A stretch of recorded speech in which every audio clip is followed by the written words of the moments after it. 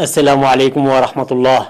نشرة الأخبار من الفضائية الإريترية والمستهل بأبرز العناوين.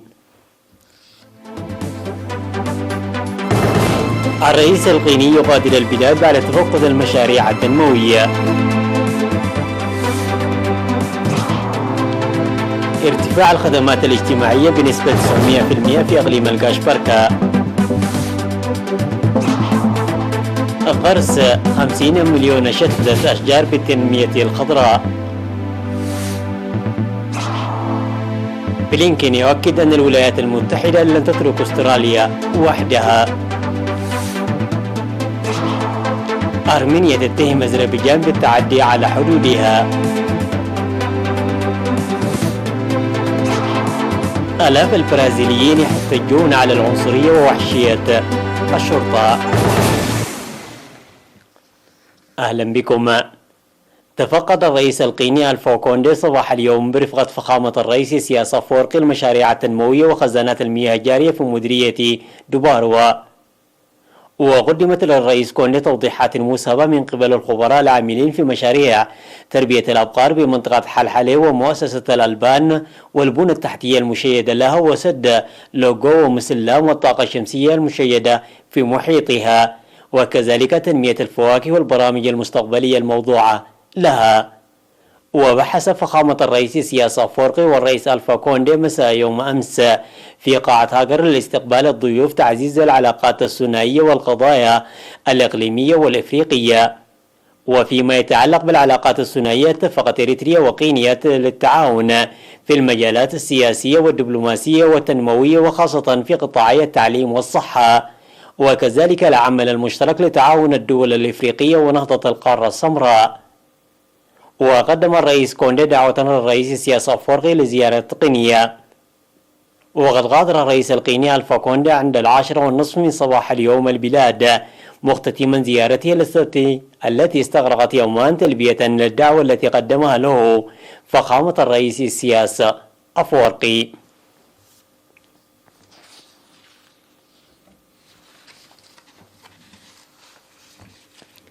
أعلن السيد فرانكو كوبابا المدير العام لقسم الخدمات الاجتماعية في إدارة إقليم القاشبركة أن الجهود الجارية لتوسيع وتطوير مستوى الخدمات الاجتماعية ساهمت في ارتفاع من 60 مؤسسة قبل الاستقلال إلى 546 مؤسسة، أي نسبة 900%.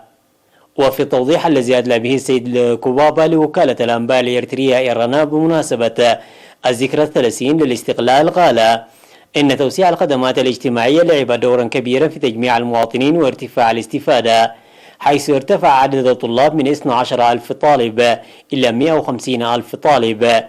وفيما يتعلق بالاستثمار الجاري في المجال الصحي، أوضح السيد كوبابا بأن مؤسسات المجال التي كانت منحصرة في مناطق محدودة شهدت تطورا ملحوظا من حيث التوسيع والنوع، وتنتشر في الإقليم 79 مؤسسة صحية بما فيها مستشفى برونت المرجعي، وظلت تقدم خدمات ناجعة.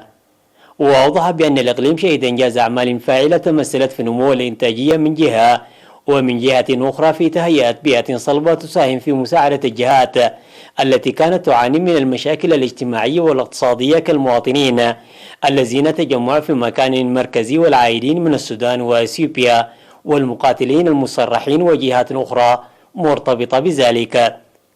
وقال السيد فرانكو كوبابا فيما يتعلق بالأعمال المسيرة عبر الحكومة والمواطنين لتأمين الخدمات المواصلات أن السهامات 400 من المركبات التي تقدم الخدمات في 96 خطا على مستوى الإقليم في تقليل المشاكل.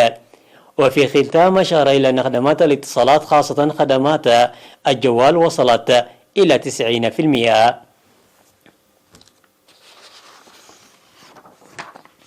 أعلنت وزارة الزراعة قرص أكثر من 50 مليون شتلة أشجار بالتنمية الخضراء التي انطلقت عام 2006.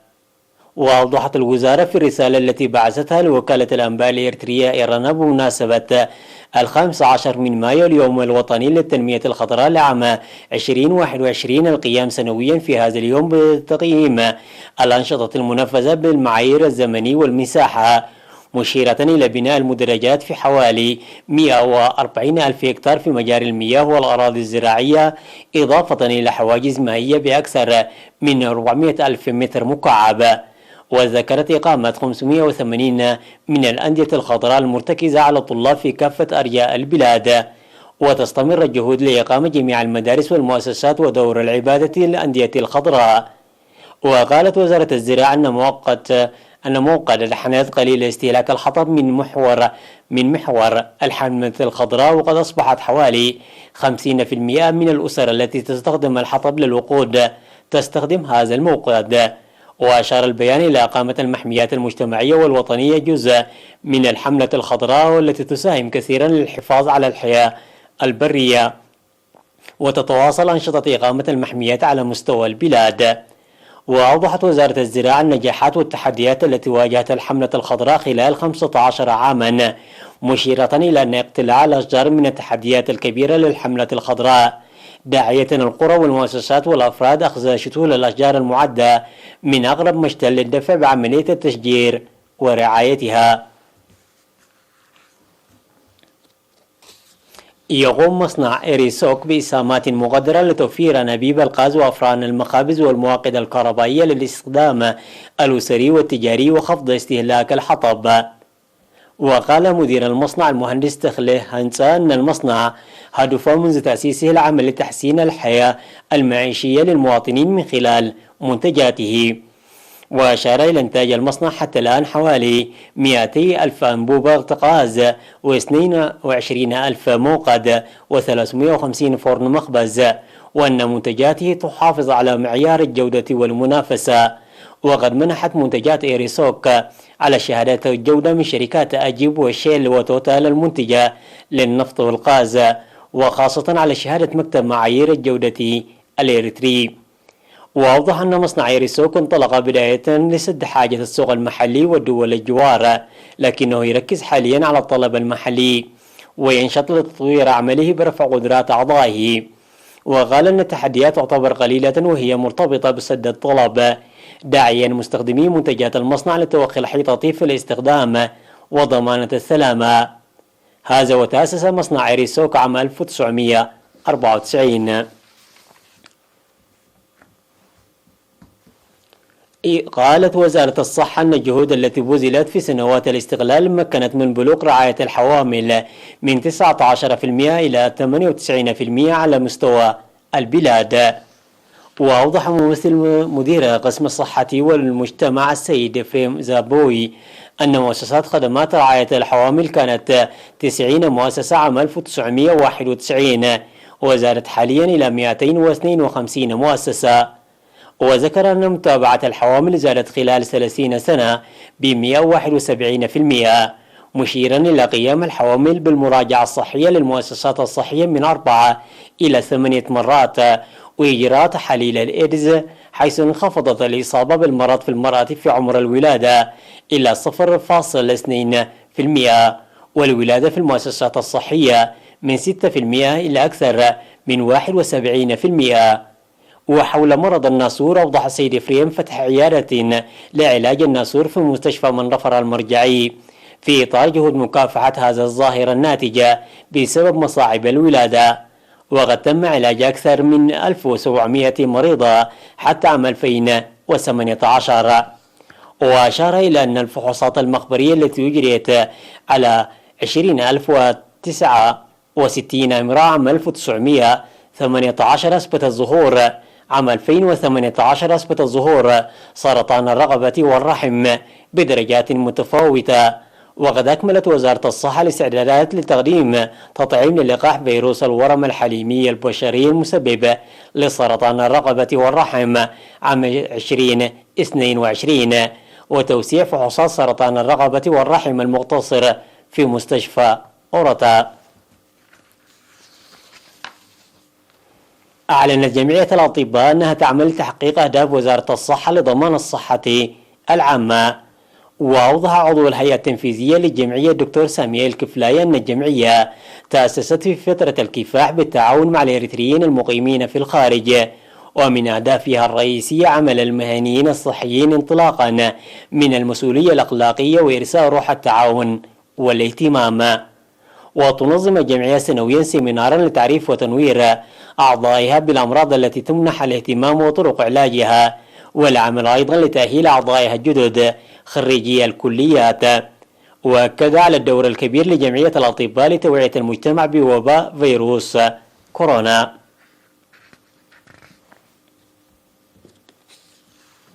الأخبار العالمية بعد فاصل قصير.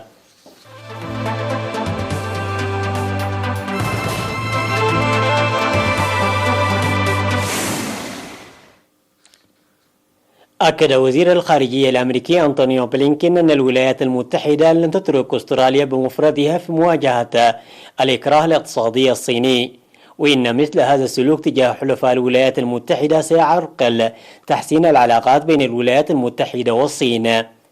وانتقدت واشنطن مرارا ما تصفه بمحاولات بكين للتنمر على الجيران التي لها مصالح تتضارب مع مصالحها. كما يسعى الرئيس الأمريكي جو بايدن إلى تعزيز العلاقات مع الحلفاء في المحيطين الهندي والهادئ لمواجهة قوة الصين المتنامية. وقال بلينكين في مؤتمر صحفي مع وزيرة الخارجية الأسترالية الزائرة أن الولايات المتحدة لن تترك أستراليا وحدها في الملعب وفي مواجهة الإكراه الاقتصادي من قبل الصين. وفرضت الصين سلسلة من العقوبات التجارية على الصادرات الأسترالية تراوحت بين النبيذ والفحم مع تفاقم التوترات بين البلدين في السنوات الأخيرة. اتهم رئيس الوزراء الأرميني نيكول باشنيان الجيش الأذربيجاني بالتعدي على حدود بلاده والسعي لاحتلال مناطق في خضم تجدد التوتر بين الدولتين المتنازعتين. وأكد المسؤول خلال اجتماع استثنائي لمجلس الأمن القومي أن القوات الأذربيجانية تقدمت 3 كيلومترات داخل الحدود الأرمينية في الجنوب وتريد محاصرة بحيرة سفيان المشتركة بين البلدين. وندد رئيس الوزراء بالتعدي على أراضي أرمينيا مشيرا إلى أن جيش بلاده رد بتحركات تكتيكية مناسبة. رغم ذلك شدد باشنيان على حل التوترات عبر القنوات الدبلوماسية. وقالت الولايات المتحدة أنها تتابع عن كسب هذا التوتر المتجدد على الحدود. من جهته دعا الرئيس الفرنسي مانويل ماكرون إلى ضرورة الانسحاب الفوري للقوات الأذربيجانية من الأراضي الأرمينية. تظاهر آلاف الأشخاص في البرازيل احتجاجا على العنصرية وعنف الشرطة بعد أسبوع على عملية أمنية في مدينة صفيح في ريو دي جانيرو أسفرت عن سقوط 28 قتيلا. وطالب المتظاهرون الذين وضعوا كمامات بوضع حد للتمييز بحق السود الذين يشكلون 55% من سكان البلاد في اليوم الذي تحيي فيه البرازيل ذكرى إلغاء العبودية في العام 1888. وخلال مسيرها في ريو دي جانيرو رفعت لافتات تطالب بوقف الإبادة الجماعية. وكانت الشرطة قد شنت عمليات على مدينة الصفيح جاكاريزينيا هدفها المعلن إلقاء القبض على جماعة تجند أطفالا ومراهقين للعمل في تهريب مخدرات وسرقة وخطف واغتيال. ونظمت تظاهرات بدافع من الائتلاف الأسود من أجل الحقوق أيضا في برازيليا وسلفادور وفي ساو باولو عاصمة البلاد الاقتصادية، حيث تجمع 500 شخص حمل بعضهم لافتات تطالب بعضها برحيل الرئيس المتطرف جيرو بولسونارو.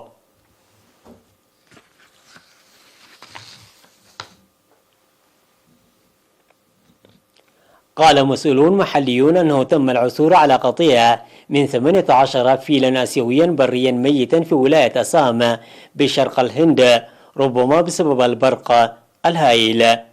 وقال إمكي إداف المسؤول المحلي عن الحياة البرية لرويترز أن القرويين عثروا على 14 فيلا بالغا ميتة، كما عثر على 4 جثث أخرى متناثرة على سفوح منطقة غابات كوندوالي المحمية في ولاية أسام على بعد 160 كيلومترا من ديسبور عاصمة الولاية. وقال وزير الغابات والحياة البرية في الولاية أن حكومة الولاية أمرت بإجراء تحقيق رفيع المستوى في الحادث. وقال حارس قابة محلي أن السكان المحليين الذين عثروا على الأفيال قالوا إن الحيوانات ربما قتلت بصاعقة، مضيفا أنه رأى أشجارا محترقة في المنطقة.